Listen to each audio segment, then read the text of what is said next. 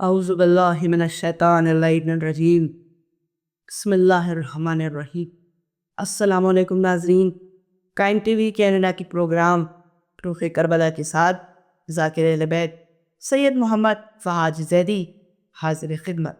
عزیزان محترم، آج یکم محرم، فرش و عرش کریا گناہ ہے۔ وہ زمین پہ موجود ہر شے نے سیاہ لباس پہن لیا اور غم حسین مشہود۔ یہ 10 دن وہ ہے کہ نوحہ گر ہے زہرا، تھامے ہوئے ہاتھوں سے جگر ہے زہرا۔ کیا بیٹھے ہو سر پہ خاک اڑاؤ لوگوں، کل شام سے کھولے ہوئے سر ہے زہرا۔ 3 شعبان، مدینہ منورہ، رسول اللہ کی گود میں حسین الرسول امضین، رسول اللہ اشباری۔ بی بی فاطمہ الزہرا نے فوراً سوال کیا، بابا جان اگر اجازت ہو تو کیا میں ایک سوال کر لوں؟ رسول خدا فرماتی ہیں، میری بیٹی ضرور۔ بی بی نے سوال کیا، ماما جان، بابا جان بچے کی پیدائش پہ تو خوشی منائی جاتی ہے، بچے کی پیدائش پہ خوش ہوتے ہیں، بابا جان آپ آنسو کیوں بہا رہے؟ جب بی بی نے سوال کیا تو اس پہ رسول خدا فرماتے تھے کہ فاطمہ، ابھی کچھ ہی دیر پہلے جبریل آئے تھے، جبریل نے مجھے بات کربلا کے بارے میں آگاہ کی۔ یہ بھی پوچھتی ہیں کہ بابا جان واقعہ کربلا کیا ہے؟ آپ نے واقعہ کربلا کے بارے میں بی بی کو بتایا، ایک تکلیف جو امام حسین اٹھائیں گے اس تکلیف کو بیان کی، بتایا کہ فاطمہ کربلا کے میدان میں میرا نواسا تمہارا بیٹا حسن کا بھائی 3 دن کا بھوکا پیاسا شہید کر دیا جائے، قتل کر دیا جائے، مار دیا جائے گا۔ بیوی نے یہ سنا تو بیوی ترک کر سوال کرتی ہے، پاپا جان کیا اس وقت میں ہوں گی؟ رسول خدا فرماتی ہے کہ فاطمہ اس وقت آپ نہ ہوگی۔ بیوی پوچھتی ہے، یہ بابا جان کیا آپ ہوں گی؟ رسول اللہ جواب دیتی ہے کہ فاطمہ نہ اس وقت میں ہوں گا، نہ علی ہوں گی، نہ آپ ہوں گی، نہ حسن ہوں گے۔ بیوی نے سوال کی، بابا جان میرے بچے کو کون روئے گا؟ رسول اللہ فرماتے ہیں کہ میری بیٹی، پروردگار عالم ایک ایسی قوم پیدا کرے گا کہ جس کے بوڑھے حسین کے بوڑھوں کو روئے گے، جس کے جوان حسین کے جوانوں کو روئے گے، جس کے بچے حسین کے بچوں کو روئے گے، جس کی خواتین حسین کی خواتین کو روئیں گی۔ جب بیوی نے یہ سنا تو بیوی فرماتی ہے کہ بابا جان میں سیدہ اس قوم کے حق دعا کرتی، اگر وہ قوم آپ۔ اور جب یہ 3 شعبان گزر گئی تو وقت نے بھی تیزی کے ساتھ وقت گزرنے لگا۔ بالآخر 60 ہجری کے رجب کا مہینہ، امام حسین اپنے گھر میں آرام فرما رہے، اتنے میں ہی ایک سپاہی امام کے گھر میں آیا اور امام سے کہنے لگا کہ اے فرزند رسول اگر آپ اجازت دے تو کیا میں ایک بات کروں؟ مولا فرماتے ہیں اجازت۔ سپاہی سر جھکا کے کہنے لگا کہ مولا، حاکم مدینہ ولید نے آپ کو بلایا۔ امام نے سنا، امام فرماتے ہیں ایسی بات ہے تم جاؤ، ہم بھی آتے ہیں۔ جب بی بی زینب کو اس بارے میں پتہ چلا تو آپ نے آواز بلند کی، عباس ادھر آ۔ علی اکبر بابا کے پاس تھا، اور محمد ماموں کے ساتھ کھڑے ہو جاؤ، عاصم چچا کے پاس پہنچو، فرزندان مسلم حسین کے ساتھ جرکت۔ اور پھر آپ مولا عباس سے مخاطب ہو کر فرماتی کہ اے عباس، اب میرا بھائی تمہارے حوالے۔ سانے محترم، امام اپنے گھر سے روانہ، اور اب ایسا لگ رہا ہے کہ جیسے کوئی شہنشاہ کسی مقام کو فتح کرنے کے لیے جا رہا۔ امام دربار کے باہر پہنچے ہی تھے کہ امام کو ایک سپاہی نے روک دیا۔ سپاہی نے روکا، مولا پاس نے اس سے نہیں گفتگو کی۔ مولا پاس آگے بڑھے اور مولا سے پوچھا کہ آقا اگر آپ حکم دیں کیا میں آپ کے ساتھ چلوں؟ مولا فرماتے ہیں عباس اگر ہماری آواز بلند ہو تو تم دربار میں آ جانا، اور اگر آواز بلند نہ ہو دربار میں نہ آنا۔ حضران محترم، امام حسین دربار میں پہنچے، پیچھے سے دربار کے دروازے بند کر دیے۔ امام کا پہنچنا تھا۔ حاکم مدینہ ولید نے وارن یزید کا خط پڑھ کے سنایا۔ خط کیا تھا؟ صاف صاف خط میں لکھ دیا تھا حسین ابن علی سے کہو کہ میں خلیفہ وقت میری بیعت کر لے، اور اگر بیعت نہ کرے سر کاٹ کر تبشک ہماری چالے پر روانہ کر دیا۔ اذان محترم، تب اس نے خط پڑھ کے سنایا اور کہا کہ مولا بیعت کیجئے۔ تو آپ فرماتے ہیں کہ اگر یہ اچھی بات ہے تو پھر تم دروازے بند کر کے کیوں کر رہے؟ اگر بیعت کا مطالبہ کرنا ہے تو پھر کل مسجد میں کرو، میں بھی مسجد میں ہی جواب دوں گا۔ اب مولا نے اپنا رخ بدلا اور امام جانے۔ ادھر مروان نے ولید کی اشارہ کہ ولید اگر آج حسین چلے گئے تو پھر ہاتھ نہ پائیں گے۔ ولید یا تو حسین سے بیعت لے لو، حسین کو قتل کر دو۔ زان محترم، جب امام کی کانوں میں یہ آواز پہنچی، امام نے اپنا رخ پھر بدلا، ولید و مروان کو نگاہ جلال سے دیکھا، پھر فرماتے ہیں ہمیں کون قتل کرے گا، تو یا تو؟ امام کی آواز کا بلک ہونا تھا کہ مولا عباس نے محل کے دروازوں کو توڑا اور آپ محل میں داخل ہو۔ آپ نے کسی اور سے کوئی گفتگو نہیں کی، سیدھا آپ نے مولا حسین سے پوچھا آقا اس کا سر کاٹنا، اس کا یا اس کا؟ مولا نے آپ کے سینے پہ ہاتھ رکھا، سینے پہ ہاتھ رکھ کے فرماتے ہیں کہ عباس، اے عباس یہ نانا کا شہر مدینہ ہے، اے عباس پھر نہیں چاہتا ہوں، میں نہیں چاہتا کہ یہاں خون، اے عباس چلو لوٹ چل۔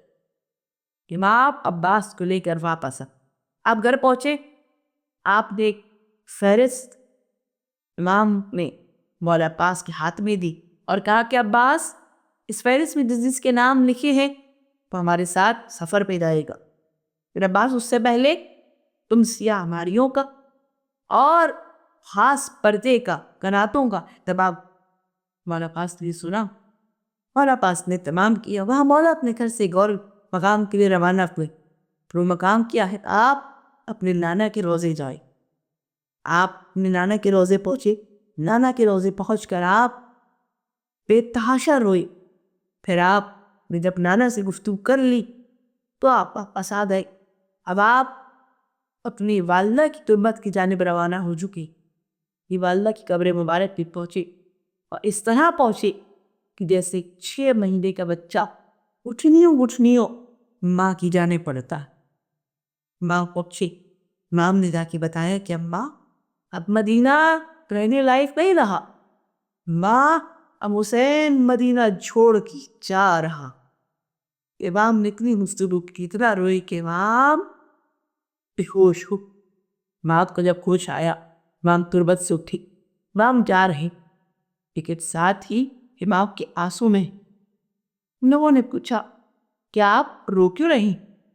کہ آپ اس لیے رو رہے ہیں کہ مدینہ چھوڑنا پڑ رہا ہے، یا اس لیے رو رہے ہیں کہ آپ قتل کر دیے جائیں گے؟ امام فرماتے ہیں کہ خدا قسم میں اس لیے نہیں رو رہا کہ میں قتل کر دیا جاؤں۔ سوال کیا کہ مولا پھر آپ کس لیے رو رہے ہیں؟ آپ فرماتے ہیں کہ میں اس لیے رو رہا ہوں کہ مجھے بتایا ہے، میرے ماں اور میرے نانا نے دونوں نے بتایا کہ میرے شہید ہو جانے کے بعد جب میں قتل کر دیا جاؤں گا تو میری زوجہ، میری بہن کو، میری بیٹی کو قیدی بنایا جائے، ان کے ہاتھ پسے پشت باندھے جائیں گے، انہیں روم کے قیدیوں کی طرح لے جایا جائے گا، انہیں شرابیوں کے دربار میں لے جایا جائے گا۔ میں یہ سوچ کے رو رہا۔ جانے محترم، امام جب اپنے گھر پہنچے تو آپ نے دیکھا کہ امالیوں کا اہتمام بھی ہو چکا ہے، پردے کا بھی خاص اہتمام ہو گیا ہے۔ اب امام نے فوراً کہا کہ اب بیویوں کو سوار کروایا جائے۔ آواز گونج رہی ہے کیا کہ ام لینا آئے؟ ام لینا آئی، جناب اریت پر نے آپ کو سوار کروایا، کہا فرما آئی، بیوی فرما آئی، شہزادہ قاسم نے آپ کو سوار کروایا۔ پھر آواز گونجی کہ رباب آ رہی ہے۔ امام حسین نے آگے بڑھ کر بی بی رباب کو سوار کروایا۔ اور بالآخر تو وقت آ گیا کہ جب تمام جوانان بنی ہاشم مدینے کی گلیوں میں تلواریں بے نیام کیے کہتے پھر رہے ہیں کہ کوئی بھی اپنے گھروں سے باہر نہ آئے، علی کی بیٹی اپنے صحن میں آ رہی۔ بی بی کلثوم اپنے حجرے سے برآمد، آپ کو امام حسین اور عباس نے، شہزادہ قاسم نے، علی اکبر نے، سب نے مل کے سوار کروایا۔ اب ایک اور آواز ہوگی کہ اب علی کی بڑی بیٹی زینب کبریٰ آ رہی۔ تمام جوانان بنی ہاشم نے اپنی تلواروں کو سایہ کیا۔ بی بی زینب تلواروں کے سائے میں اپنی ہماری کی جانب بڑھی، حسین آگے بڑھی، عباس نے زارو رکھا چاہا کہ سوار کروا دے، کہ بی بی پیچھے ہٹ گئے۔ کہا عباس آج میں آپ سے سوار نہ ہوں گی۔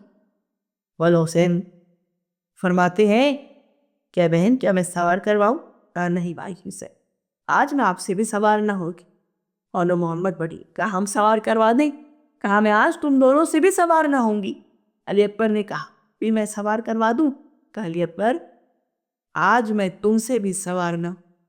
اولا فرماتے ہیں کہ بہن زینب پھر آج تمہیں کون سوار کروائے گا؟ آپ فرماتی ہیں کہ بھیا آج مجھے وہ سوار کروائے کہ جو 11 محرم کی صبح مجھے سوار کروانے کا۔ آواز گونجی حسین کے بڑے بیٹے علی ابن الحسین آ رہی۔ امام کو راستہ دیا پہ امام نے اپنی کھپی کو سوار کروایا، اور اب تمام بیویاں اپنی ہماری میں بیٹھ چکی کہ وہی بی بی ہے کہ تو سر چکائے کھڑی، لیکن اب اس کا سر پلٹ ہو گیا۔ وہ بی بی ایک ایک ہماری کو دیکھتی جاتی۔ اس بی بی نے دیکھا اس کی ہماری نہ ہے، اس بی بی نے یہ بھی دیکھا کہ ہر بی بی اپنی ہماری میں سوار ہو گئی ہے، لیکن ایک یہی بی بی ہے جب تک ہماری میں سوار نہ ہوگی۔ بی بی سمجھ گئی بی بی کا نام نہ ہے۔ بی بی فوراً آگے بڑھی اور بی بی نے جناب علی اصغر کو اپنی گود میں لی۔ بی بی کا گود میں لینا تھا۔ جناب علی اصغر ایسا آپ کی گود میں آئے کہ اب وہ کسی اور کی گود میں گئے ہی نہ۔ بالآخر امام حسین آگے، نہ جانے امام نے اصغر کے کان میں ایسا کیا کہا کہ اصغر نے صغرا کی اپنی بہن کی گود کو چھوڑا، امام کی گود میں آ، اور پھر صغرا نے کہا کھانے سے خود ہے مجھے ان کا۔ صغرا نے کہا کھانے سے خود ہے مجھے ان کا، پانی جو کہیں راہ میں مانگوں تو گناہ گار، کچھ بھوک کا شکوہ نہیں کرنے کو یہ بیمار، تبرید فقط آپ کا ہے شربت دیدار، میں یہ نہیں کہتی کہ اماری میں بٹھا دو، بابا مجھے فضا کی سواری میں بٹھا دو۔ امام کا قافلہ مدینے سے روانہ ہو چکا۔ وہ مدینہ کسی کبھی اولاد رسول نے آباد کیا تھا، آج اسی مدینے میں اولاد رسول کا رہنا اتنا مشکل کر دیا گیا ہے کہ اب امام کو مدینہ چھوڑنا پڑ رہا۔ زانے کترا امام مدینہ تو چھوڑ رہے، لیکن لوگوں کی زبان پہ ایک ہی کلمہ ڈالے، کیا کہ یثرب سے شہ صابر و شاکر کا سفر ہے۔ اقلیم شہادت کے مسافر کا سفر ہے شور کہ یہ منزل آخر کا سفر ہے، لو قبر پیمبر کے مجاور کا سفر ہے۔ پھر پوچھتا ہے کوئی کہاں جاتے ہیں شبیر، آتی ہے صدا سوئے چرا جاتے ہیں شبیر۔ امام کا قافلہ مدینہ چھوڑ چکا، امام نے مدینہ چھوڑا، امام مکہ پہنچے۔ جیسے ہی آپ مکہ پہنچے، لوگوں کی ایک طویل قطار تھی جو آپ سے ملنے کے لیے مکہ آ گئے۔ حج کا موسم تھا، حاجی امام سے مل رہی، اور وہی وہ رات بھی آ گئی کہ جب تمام حاجیوں کو پتہ چلا سید عرفات میں دعائے عرفہ پڑھنے کے لیے جا، جب معلوم ہوا امام کے پیچھے کئی ہزار حاجی آ گئے۔ جب دعائے عرفہ تمام ہوئی، تمام حاجی سر جھکا کر امام کے سامنے آتے اور آ کر سوال کر، کوئی سوال کرتا ہے، مولا وہ سوال، کیا سوال؟ مولا آپ مدینہ چھوڑ چکی، مولا آپ مکہ بھی چھوڑ دیں گے، مولا یہ تو بتائیے کیا آپ واپس کب آئیں گے؟